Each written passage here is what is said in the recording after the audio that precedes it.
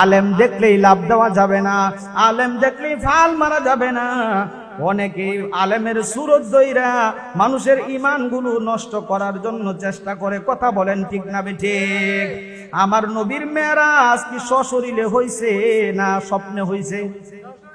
জোরে বলেন, আমার নবীর মেরাজ কি স্বপ্নে হইছে না সশরীরে?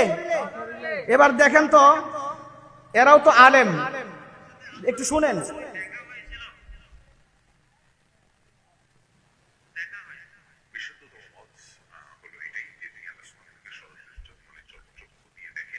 স্বচক্ষে আল্লাহকে দেখেননি, এটি হচ্ছে সঠিক মত। ভালো করে শুনেন, আমাদের যে বেদান্তীরা বলে যে আল্লাহকে দেখেছেন, ভুল কথা, মিথ্যা কথা। মিরাজের রাতে আল্লাহ তাআলা রাসূলকে আল্লাহকে দেখানোর জন্য নিয়েছেন, এমন কথা আল্লাহ বলেন।